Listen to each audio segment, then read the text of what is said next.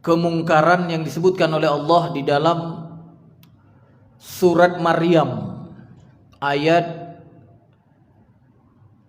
88 sampai seterusnya 95.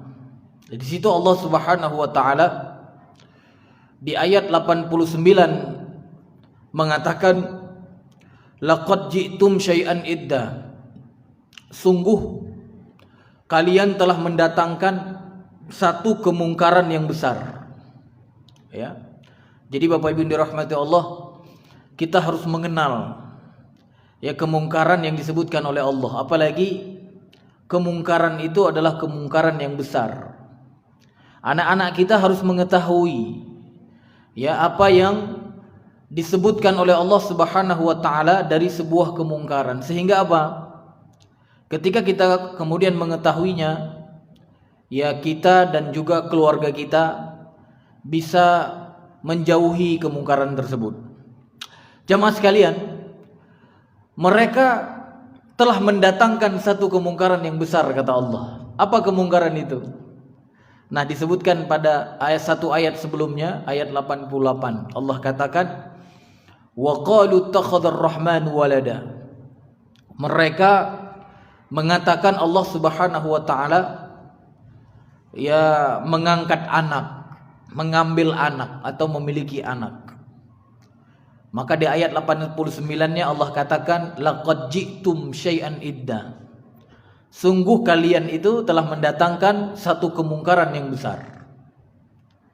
Jadi jamaah sekalian, ya, dengan kita mengetahui bahwa orang yang mengatakan Allah punya anak atau Allah mengambil anak adalah sebuah kemungkaran yang besar, ya, ini akan yang melahirkan sikap yang benar.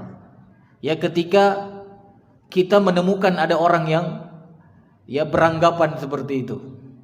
Tapi kalau kita tidak mengetahui kalau itu adalah sebuah kemungkaran yang besar, ya, maka sikap kita pun ya tidak seperti nanti yang dituntun oleh Rasulnya.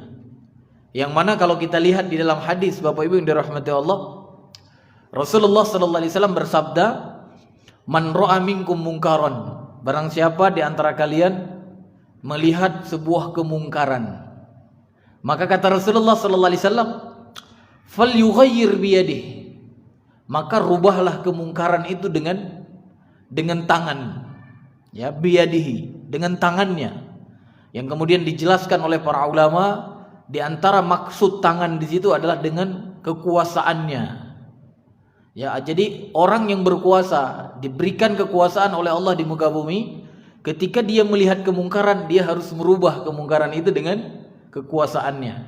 Fa illam tastati, ya, kata Rasulullah sallallahu alaihi wasallam, kalau kamu tidak mampu, ya, maka rubahlah, ya, fa bilisani, kata Rasulullah, rubahlah dengan lisannya, ya. Dan kemudian juga kata Rasulullah, fa illam tastati, kalau tidak mampu juga dengan lisan, ya, tidak mampu kita mengatakan kepada orang tersebut yang mengatakan misalnya ya Allah memiliki anak atau Allah mengambil anak, tidak mampu kita katakan kepada mereka itu adalah kemungkaran, maka kata Rasulullah sallallahu alaihi wasallam, fa illam tastati, kalau kamu tidak mampu dengan lisanmu, fa bi qalbih, maka rubah dengan hatimu.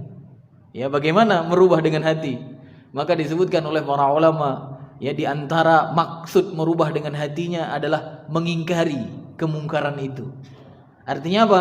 Lahir keingkaran di dalam hati kita.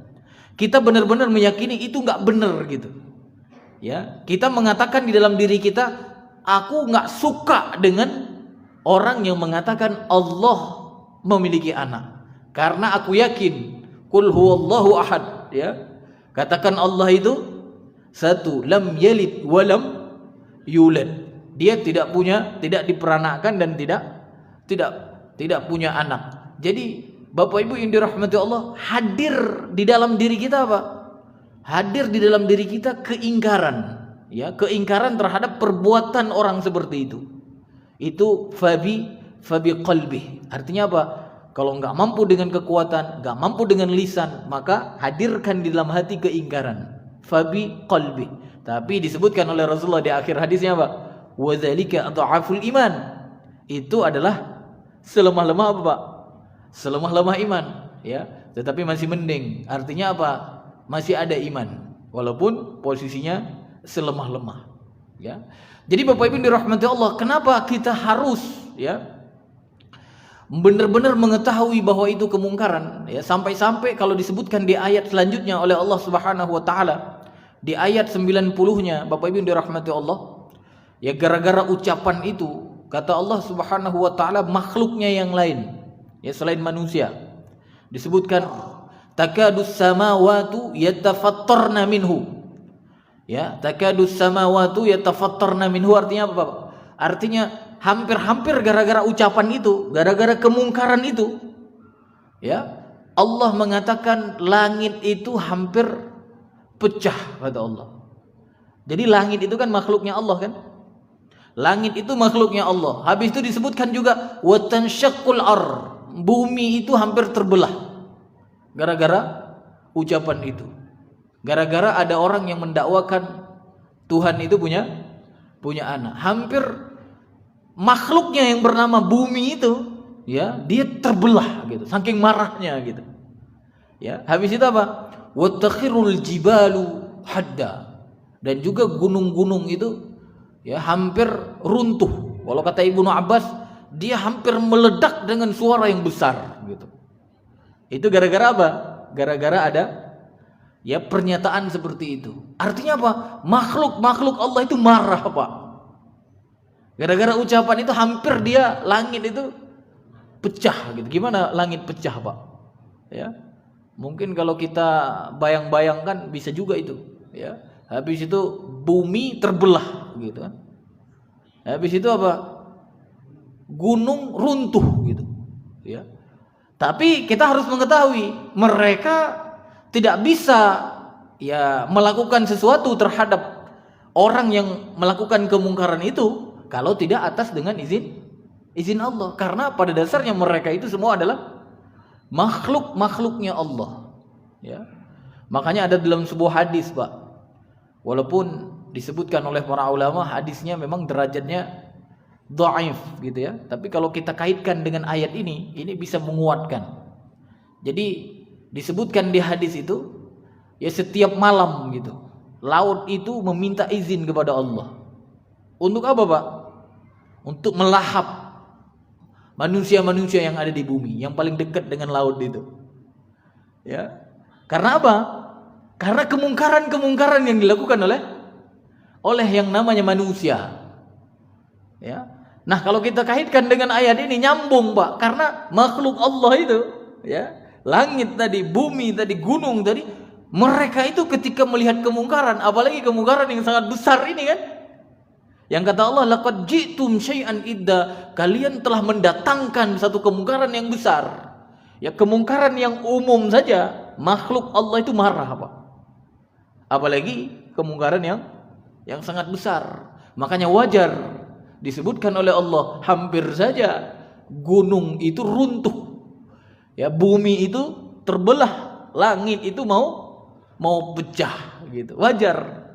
Ya, yang di ayat selanjutnya kata Allah, anda'u lirrahmani walada, gara-gara dakwaan mereka bahwa Allah itu memiliki anak. Dan Allah katakan, wama yanbaghi lirrahman ayyattakhidh walada, tidak sepantasnya, ya, Allah Subhanahu wa taala memiliki anak. Karena pada dasarnya disebutkan oleh Allah di ayat 92-nya, ya, in kullu man fis samawati wal ard illa atir rahmani abda.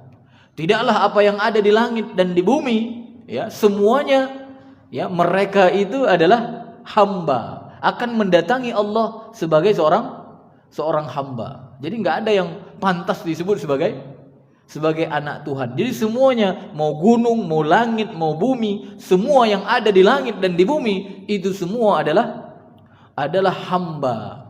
Dan Allah Subhanahu wa taala di ayat selanjutnya, ayat 94-nya menyebutkan laqad ahsahum, ya, wa addahum adda. ya, Allah Subhanahu wa taala telah menghitung dengan terperinci jumlah-jumlah hambanya yang ada di langit dan di bumi. Dan nanti disebutkan di ayat 95-nya, kata Allah Subhanahu wa taala, wa kulluhum, semua mereka itu hamba-hamba Allah yang ada di langit dan bumi, wa kulluhum atihi yaumal qiyamati farda. Ya, semua mereka itu akan mendatangi Allah Subhanahu wa taala pada hari kiamat, ya, akan mendatangi Allah pada hari kiamat. Bagaimana? Disebutkan oleh Allah di situ farda. Artinya apa? Sendiri-sendiri. Semua apa? Semua, baik yang dikatakan oleh manusia hari ini sebagai anak Tuhan, ya, atau manusia pada umumnya, semua makhluk itu, semua hamba Allah itu akan mendatangi Allah sendiri-sendiri, termasuk kita. Ya. Makanya Bapak Ibu dirahmati Allah, terkait dengan adanya, ya, orang yang menganggap, ya, yang disebut sebagai anak Tuhan oleh mereka itu kan Isa putra Maryam, kan gitu, yang kita kenal dengan Nabi Isa.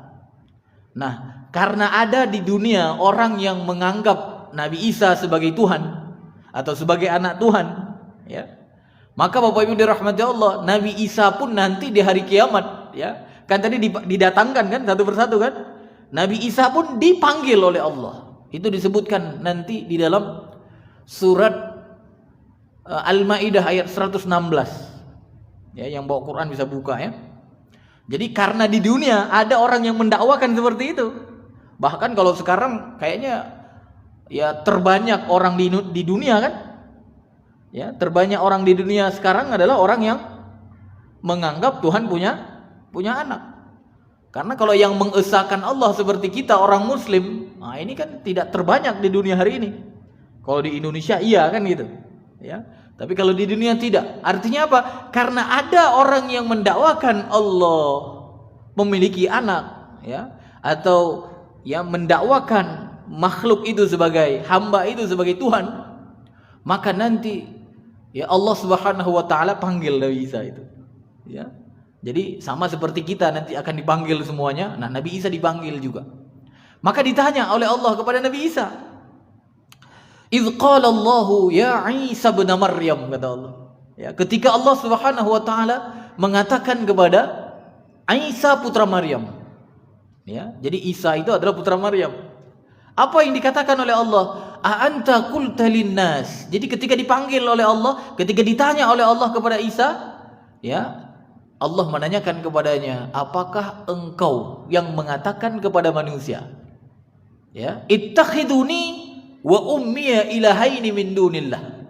Apakah engkau, wahai Isa, yang telah mengatakan kepada manusia, jadikan aku dan ibuku dua Tuhan selain Allah. Ya, jadi karena ada di dunia orang yang menganggap dia sebagai Tuhan, ya, maka Nabi Isa diminta pertanggungjawaban, Pak. Apakah engkau dulu yang mengatakan kepada manusia, jadikan aku sebagai Tuhan, atau jadikan ibuku juga sebagai dua Tuhan selain Allah Subhanahu wa taala? Ya. Maka kata Nabi Isa apa, Pak? Qala subhanak, maha suci engkau. Ya. Ma yakunu li an aqula ma laysa li bihaqqin, kata Nabi Isa. Ya, ini penting, Pak, diingat-ingat. Walaupun ini pernah disampaikan, tapi harus, ya, terus diingat sehingga kita mengetahui kemungkaran itu. Sehingga kita bisa menyampaikan kepada anak-anak kita yang dilakukan oleh manusia itu kemungkaran besar. Sehingga mereka, ya, tidak menganggap ini dengan perkara yang apa, Pak? Yang sepele gitu. Harusnya mereka itu juga harus marah. Seperti marahnya apa, Pak? Seperti marahnya gunung tadi. Ya, hampir runtuh dia. Ya, mungkin kalau kita mendengar itu juga, ya, karena itu kemungkaran. Ada keinginan kita untuk merubah dengan kekuasaan kita. Ada keinginan kita untuk merubah dengan lisan kita. Ada keinginan kita minimal merubah dengan hati kita. Ya. Jadi Nabi Isa pun mengatakan, qala subhanak, maha suci engkau. Ma yakunu li an aqula ma laysa li bihaqqin, kata Nabi Isa kepada Allah. Ya. Tidak sepantasnya aku mengatakan sesuatu yang tidak berhak kukatakan. Ya. Jadi Nabi Isa mengatakan, Ya tidak sepantasnya aku mengatakan itu. Tidak berhak aku katakan aku sebagai Tuhan. Tidak berhak. Karena dia sadar bahwa aku sebagai seorang hamba.